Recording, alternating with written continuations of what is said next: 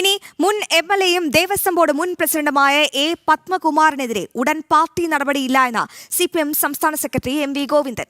ശബരിമല സ്വർണ്ണ കവർച്ചയിൽ അന്വേഷണം പൂർത്തിയാകാതെ നടപടിയില്ല.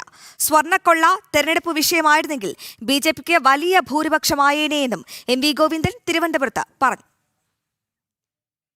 ഒരു മാറ്റമില്ല. എന്തിനു മാറ്റുന്നത്? ഞങ്ങൾ പറഞ്ഞതല്ല, അങ്ങ് പറഞ്ഞതിന് ഇന്നും ഞങ്ങൾ അങ്ങനെ അവസരവാദപരമായ നിലപാടൊന്നും സ്വീകരിച്ചിട്ടില്ല. നോക്കട്ടെ, അന്വേഷണം പൂർത്തിയാവാതെ നടപടിയെടുക്കുന്ന പ്രശ്നമില്ല. ഇപ്പോഴും ശബരിമലയുടെ ഭാഗമായിട്ടുള്ള നേട്ടം ഉണ്ടായിരുന്നുവെങ്കിൽ BJPക്ക് ഇത്രയൊന്നും സീറ്റ് കിട്ടിയാൽ പോരല്ലോ. വിവരങ്ങളുമായി ദിസ്ന ചേരുന്നുണ്ട്. Disna, good evening.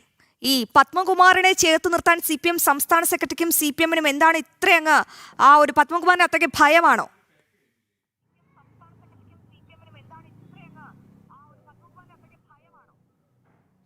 തീർച്ചയായും അശ്വതി സൂചിപ്പിച്ചതുപോലെ തന്നെ അല്പസമയം മുൻപായിരുന്നു CPM സംസ്ഥാന സെക്രട്ടറി MV ഗോവിന്ദന്റെ വാർത്താ സമ്മേളനം നടന്നത്. നമുക്കറിയാം, തദ്ദേശ തെരഞ്ഞെടുപ്പ് കാലഘട്ടത്തിൽ സ്വർണ്ണക്കൊള്ള എത്രത്തോളമാണ് പ്രചാരണ രംഗത്ത് വിഷയമായതെന്നും അത് ജനങ്ങൾ എങ്ങനെയാണ് ഏറ്റെടുത്തതെന്നും കണ്ടത് തിരുവനന്തപുരം കോർപ്പറേഷനിൽ ഉൾപ്പെടെ BJPക്ക് ലഭിച്ച മിന്നും വിജയം തന്നെയാണ്. പക്ഷേ അത് അംഗീകരിക്കാൻ MV ഗോവിന്ദൻ ഇതുവരെ തയ്യാറായിട്ടില്ല എന്നത് തന്നെയാണ്.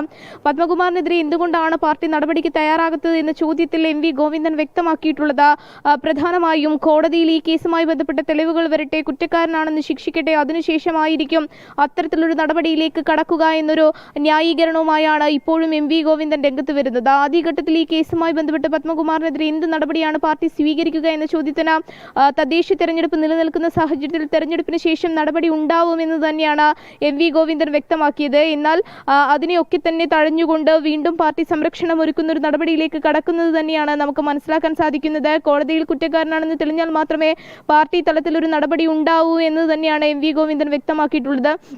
നമുക്കറിയാം, അശ്വതി സൂചിപ്പിച്ചതുപോലെ തന്നെ ഈ തദ്ദേശ തെരഞ്ഞെടുപ്പിലടക്കം വലിയ രീതിയിൽ, അതായത് BJPക്ക് ചരിത്ര വിജയം നേടാൻ സാധിച്ചു. ഇടത് കോട്ടകളൊക്കെ തന്നെയും തകർത്തെറിഞ്ഞുകൊണ്ട് 50 കൗൺസിലർമാർ വിജയത്തേരിലേറിയ ഒരു മുഹൂർത്തമൊക്കെ നമ്മൾ കണ്ടതാണ്. പക്ഷേ അതിനെയൊന്നും വലിയ വിജയമായി കണക്കാക്കാൻ കഴിയില്ല.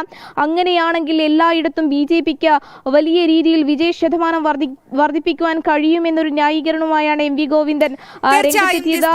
പത്മകുമാറിന് ഇങ്ങനെ സംരക്ഷണ കവചം ഒരുക്കുകയാണ് CPM സംസ്ഥാന സെക്രട്ടറി. ഉടൻ പാർട്ടി നടപടിയില്ല എന്നാണ് CPM സംസ്ഥാന സെക്രട്ടറി ഇന്ന് മാധ്യമങ്ങളോട് പറഞ്ഞത്.